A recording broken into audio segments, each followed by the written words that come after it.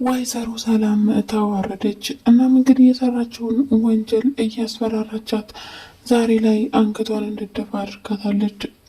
ብሌን ዛሬ ላይ ማነው ወይዘሮ ሰላም ይኸው እግሯ ላይ ድፍት ብላ ብትለምናትም አሻፈረኝ ብላ ፖሊስ ጋር ደወለች። እናም እንግዲህ ፖሊስ ጋር ከደወለች በኋላ ፖሊሶቹ የት አካባቢ ነው አሁን እንመጣለን በሚሏት ሰዓት ነበር ስልኳ ዘግታ ሲሟን ያወጣችው።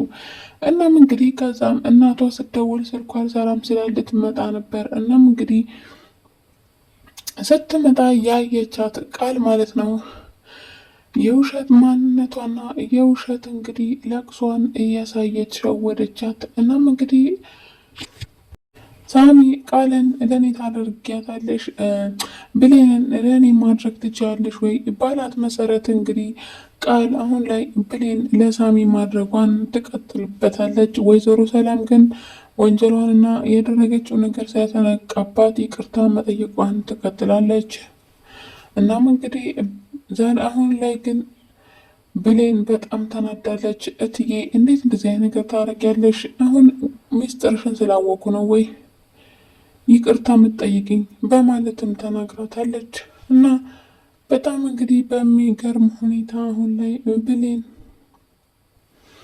ብሌን እንግዲህ በጣም በሚገርም ሁኔታ አሁን ላይ እኔ ይቅርታ አድርጌልሻለሁ እናም ችግር የለውም ተነሺ በማለትም አሰሪዋን ከእግሯ ላይ ታነሳታለች።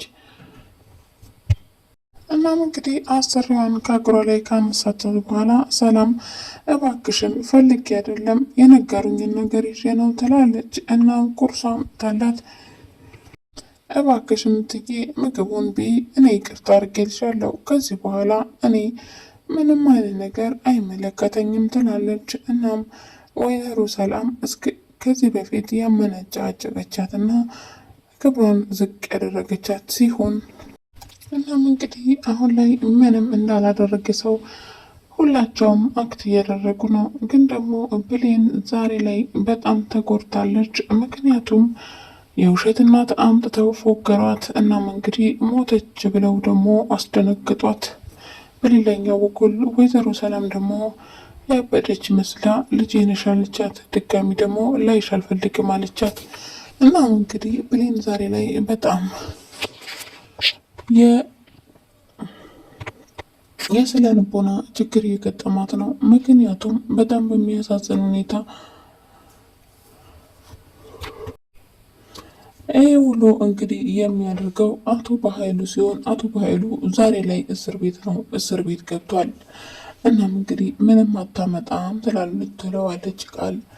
እናም እንግዲህ ማለት ነው ቃል ምንም አያመጣም፣ እኔ እኮ ነኝ እኔ ነኝ እኮ ቃል እኮ ነኝ አሳሰርኩት እሰይ ትላለች ማለት ነው። እና በጣም በሚያስደንቅ ሁኔታ ነው፣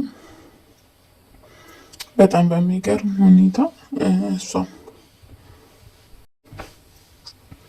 እስከ ዛሬ ድረስ እንግዲህ ብሌንን እየጎዷት ነበረ። አሁን ላይ ግን ማንንም እንዲጎዳኝ አልፈቅድም ትላለች ብሌን። እናም እንግዲህ ሌላኛው እንግዲህ ጋሽ በኃይሉ ማለት ነው አሁን ላይ እስር ቤት ተወርውሯል። ሳሚ እንግዲህ የቀኝ እጁ ዛሬ ላይ ጥሉ ተማን ነው። ግን ደግሞ ሳሚ አሁንም ለቃል እኔ አላምንሽም አንቺ እባብ፣ እኔ በፍጹም አንቺን ላምን አልችልም፣ ምክንያቱም ለአቶ በኃይሉ ያለውሽ ለእኔ አትሆኝም ብሎ ሳሚ ዛሬ ላይ ተጠንቅቆ ነው የሚንቀሳቀሰው።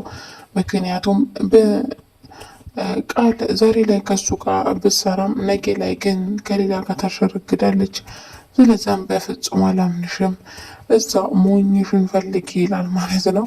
እናም ሳሚ ግን ነቅቶባታል። ምክንያቱም ሳሚ አለቅህም፣ የአቶ በኃይሉ ጉዳይ እንደጨረስኩኝ ወደ አንተው ነኝ ትላለች ቃል ማለት ነው።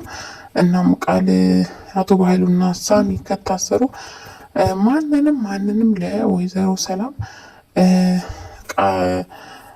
ብሌን ናት ያንቺ ልጅ እውነተኛ ልጅሽ አይደለችም ሰላም ብሎ የሚያዋርዳት ማንንም ሰው ሊያዋርዳት አይችልም። ምክንያቱም ሁሉንም ሰው ሚስጥር የሚያውቀው ሰው እንግዲህ ወደ እስር ቤት ታስገባዋለች ማለት ነው። እናም እንግዲህ ወይዘሮ ሰላም ምንም እንዳልሰማ ወይንም ደግሞ ምንም እንደማያውቅ ነገር እግሯ ስር ውድቅ ብላ ደፍታ ይቅርታ አድርግልኝ ልጄ ብላ ጠይቃሽ፣ እኔ ከዚህ በኋላ ልጅ አትበኝ፣ ልጅሽ አይደለሁም። ልጅሽማ በሆን ኖሮ እንደዚህ አትይኝም ነበር። እናም ደግሞ እናቴንም አስቀይመሻታል፣ እናቴን ይቅርታ ጠይቂያት ብላታለች። ምክንያቱም እኔ የቀጠርኩት አንቺን ነው እንጂ ቤተሰቡን ሙሉ አልቀጠርኩኝም ብላታለች ማለት ነው። ባይዜ ግን በሚያሳዝን ሁኔታ ቤተሰቡንም ቀጠረች፣ እሷንም ቀጠረች። ምንም እንትን የሚለው ነገር የለም። ምክንያቱም እናም እንግዲህ አቶ ባህሉን ካላስፈታሁት በፍጹም ምንም ማደርገው ነገር የለም። ምክንያቱም አሁን ወይዘሮ ሰላም በፍጹም ብሩን ልሰጠኝ አትችልም በማለትም ቃል ተናግራ ነበረ። ግን ደግሞ ለወይዘሮ ሰላም ቃል እንግዲህ ገንዘቡን 200,000 ብር በጣም ቸግሩኛል፣ እባክሽን እማዬ ስጪኝ በምትላት ጊዜ ነበረ እናቷ ምን ብላ በጥፊ ልትላት የፈለገችው። ምክንያቱም እኔ የሁሉ ጭንቀት ውስጥ እያለሁኝ አንቺ እንዴት ብለሽ ነው ግን ገንዘብ እፈልጋለሁ እንዴ? ኧረ ተይ ዘኝልኝ፣ ተይ ተይ ተይ በማለትም አስጠንቅቃታለች ማለት ነው። እናም እንግዲህ ያው አደራ ድራማ የወይዘሮ ሰላም ወንድም ራሱ ነው ልጇን ወስዶ ያገተባትና ያው ልጅ አሁን ስትመጣ ስንት ጊዜ ድረስ ወይታ ስትመጣ አሁን ልጅሽ ናት እቺ ብሎ ቃልን ያስተዋወቃት ማለት ነው። እናም እንግዲህ ወይዘሮ ሰላም ሚስጥሩ ባታቅም በቅርቡ ማወቁ አይቀርም። ምክንያቱም ብዙ የሚታዩ ነገሮች አሉ። በሌላኛው በኩል ደግሞ ዳጊ አለ ማለት ነው። ዳጊ አሁን እንግዲህ የወይዘሮ ሰላም ተከራይ ቢሆንም ግን ደግሞ ለብሌን በጣም ይቀርባታል ምናምን ነገር።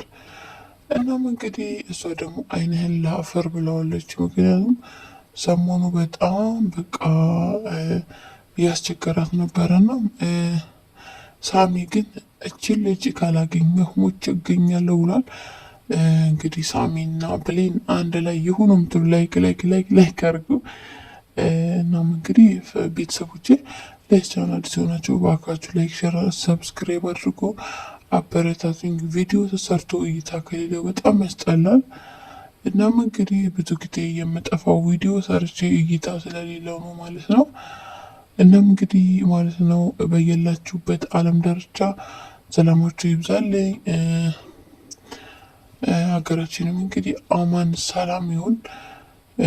እናም ደህና ሁኑልኝ።